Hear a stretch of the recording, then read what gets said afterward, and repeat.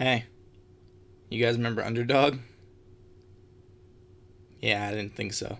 Underdog, for those who don't know, is an old 60s cartoon about this superhero dog called Underdog. He fights a mad scientist, and, yeah, okay, to be honest, I didn't really watch it because who cares? But, point is, some sleazebag Disney executive in the mid to early 2000s was like, hey, this will totally sell. So now we have the 2007 Underdog movie starring Jason Lee. So imagine, the live action remakes that Disney makes now that everyone hates. And now make it a cliche campy 2000s movie as well. That's Underdog. I loved this movie when I was a kid. I don't know, man. It was like a talking dog. He had superpowers. That was my shit, man. Now it's just shit. Underdog is such a weird fucking movie. I mean, this movie has the most bizarre pacing and humor I've ever seen. Like, scenes will just go from 0 to 1,000 on the drop of a dime. Gross, your mouth was open. Just hold him.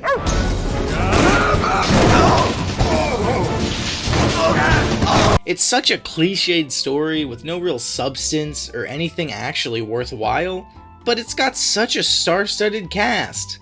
You got Jason Lee, Peter Dinklage, Jim Belushi, Amy Adams, Anthony Padilla, and Patrick Warburton? Are you fucking kidding me? By the way, Patrick Warburton has to be like the best thing in this movie. He doesn't give a single shit.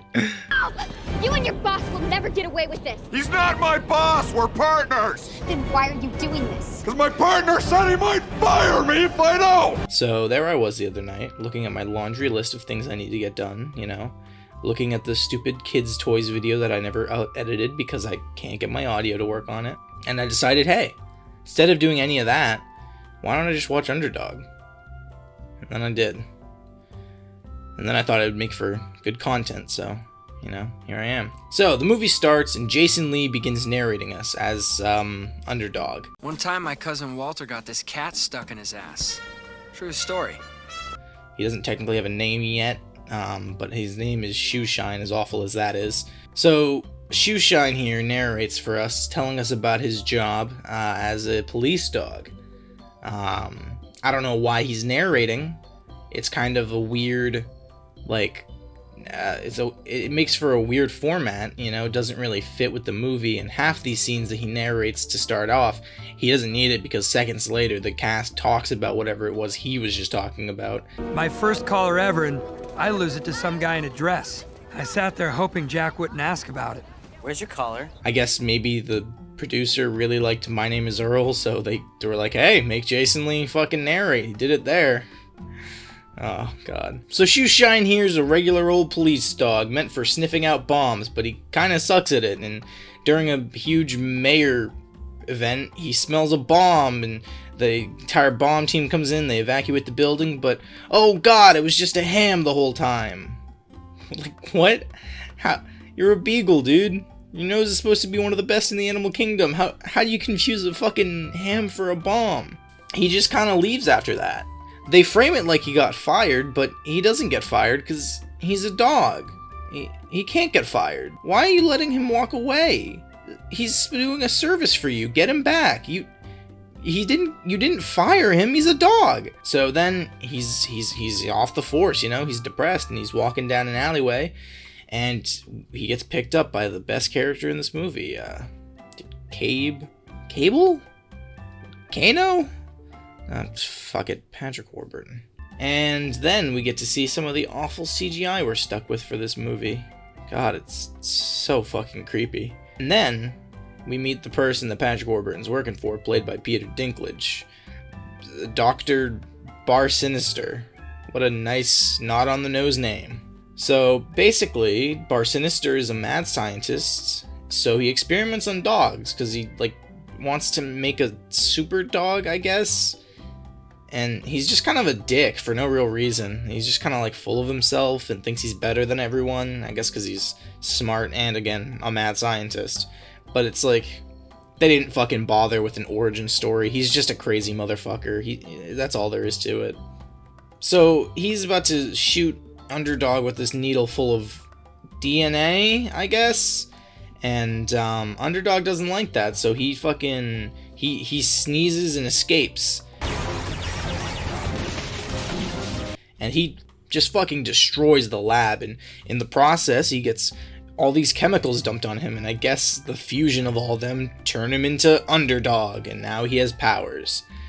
So he escapes, and next thing you know, he gets chased down another alleyway until he gets hit by a fucking car. And it's Jim Belushi driving the car. I didn't recognize Jim Belushi at first, so I was planning on calling him Discount Bill Murray for this video, but then I realized he was an established actor, and I'd look stupid if I did that. So, fucking Jim Belushi's here, and he... Does he have a name? He's, Okay, anyways, point is, he was the security guard at that lab. That doesn't actually apply to anything. I mean, I guess that explains why he was so close, but... He basically hits the dog, picks it up, realizes it doesn't have a leash, and then decides, hey, fuck it, it's my dog now. Which I can respect. So now Shoeshine has a nice cozy home to live in. He's got a big old man to take care of him and a teenage son to bond with. Played by Anthony Padilla. Who we meet through a scene of him forging a medical document to get out of gym class. Man, what a rascal this kid is. I bet he doesn't. Hey, wait a minute! So Jim Belushi tries to bond with his son Jack through the dog, but Jack's having none of that shit. He's too angsty and would rather be at Hot Topic goggling over all the goth girls. And this is the point where this movie becomes the most generic 2000s movie you've ever seen. The super-powered dog starts to cause a little trouble around the house. The kid comes home and catches him in the act, and through the process, realizes that he can talk. The two go for a walk and start to talk to each other, trying to figure out why it is that they can understand one another. This is where we meet Jack's friend, reporter for the school paper. Because of course she is. She's a love interest, except not really in the slightest.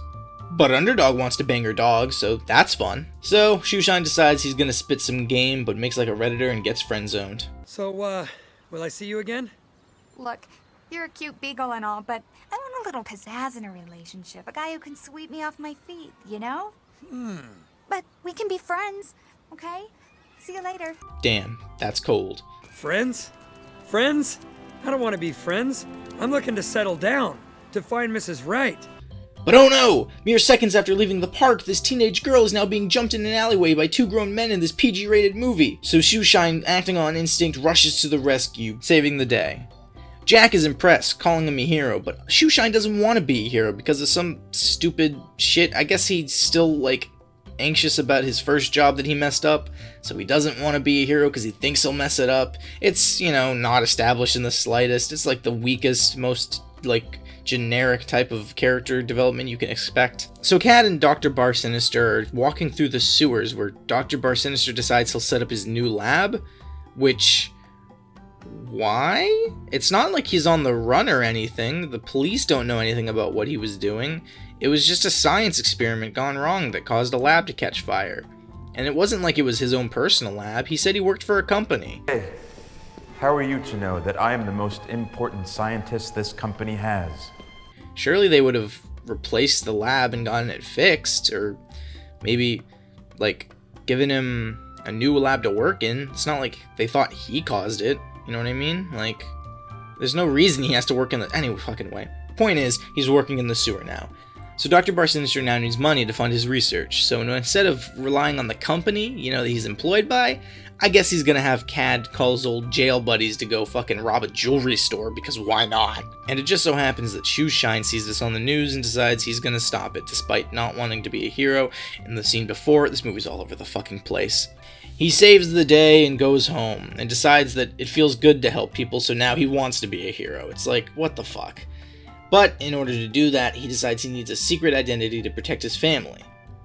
Even though he's a normal-looking beagle, and there's probably, what, hundreds of them in this city alone? And the costume he ends up choosing doesn't even cover his face. Oh, for fuck's sake! Now we get the best scene in the movie, a first-time crime-fighting montage, with the 2007 remake of the Underdog theme song that really badly wants to be sung by Linkin Park.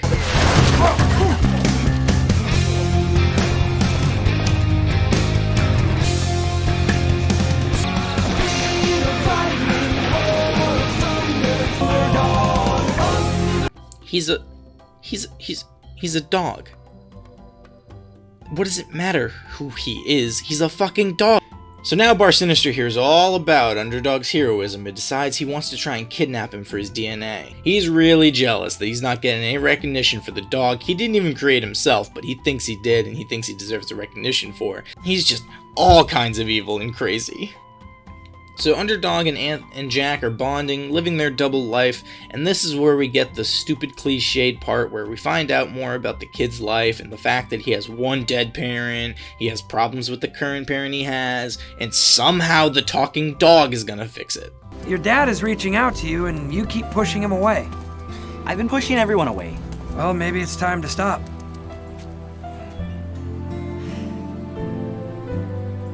You're right, I should talk to him about it. There's also this really awful fucking romance scene between the dog and the date, but I don't even care enough to talk about it or show it because fuck it. So then Dr. Bar Sinister sends Kat out to try and get Underdog's DNA, and we get this really shitty slapstick scene, and essentially this leads to them kidnapping fucking Jack's dad and using him to lure Underdog underground to their little sewer base. And it works. Yeah, Underdog has been outplayed and ratioed and decides to give up his powers to save his new family. So Underdog's back to regular old shoe shine. He's just a beagle man, and Bar Sinister takes his powers and gives them to these mean guard dog types. And he storms into the Capitol building and holds the mayor hostage to gain $1 billion from this city's treasury, full immunity from the law, and my lab restored so that I can continue my research to help the human animal to chart a new future for the good of mankind. But why does he want immunity from the law? He hasn't technically done anything illegal yet in the eye of the law. They don't suspect him of anything. I'm pretty sure most people just think he's dead. And he wants to better mankind, so he's making super dogs? Like, that's not how is that gonna better mankind? You know, fuck it, I don't actually care. So Shoeshine's there, and he's a normal dog, but he smells a bomb at the top of the building, and he gets his little redemption arc moment, so he runs in to saves the day, and gets immediately just owned. But through some antics, he gets his powers back, and he fights the dogs. I'm on your tail! What the dog doing?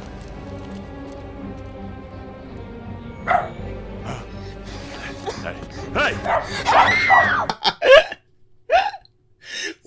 What was the goal? What did she expect to happen? How did she even get up there? So now the chick's tied to the roof, and Jack's dad, who he used to be a cop. I kind of forgot to mention that because it doesn't matter up until this point. He just kind of walks into a hostage situation and everyone's just fine with it despite him no longer being on the force. I don't know. Anyways, he walks in there and he just walks right up and owns Bar Sinister and drags his ass out, and he's a goddamn hero now. He's a fucking hero, man. So while Jack's dad's becoming a war hero, Underdog flies up to the roof and frees the girl, and then he has to take care of the bomb, so he does the only thing he knows how to do, and he digs, motherfucker, he digs. Oh my damn, I dug all the way to China! Wait, Jesus, guys, what are you doing? Stop, wait, no, there's a bomb under the dome, no, wait! And that's when Underdog is blown into space, never to be seen again. And that's where our movie ends. カーズは二度と地球へは戻れなかった。鉱物と生物の中間の生命体となり、永遠に宇宙空間をさまようのだ。そして死にたいと思っても死ねないので、そのうちカーズは考えるのをやめた。Wow, what a fucking weird movie. A cartoon character that no kids at the time knew or cared about made into a shitty live-action movie with a talking animal, awful CGI, emo kids, a star-studded cast, and an edgy soundtrack. Fuck Transformers, this is the epitome of 2007. It's just so shitty. I mean, so much money and so much money, I guess, spent to make this fucking movie happen, and why? No one cared about it, right? Oh, Jesus Christ.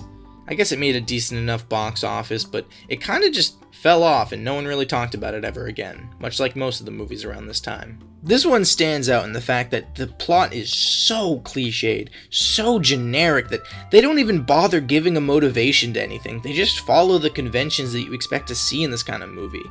And I guess it worked on me as a kid, but god damn, it doesn't work anymore. The only good parts about this movie is some of the really weird, bizarre scenes that just kind of blow up out of nowhere.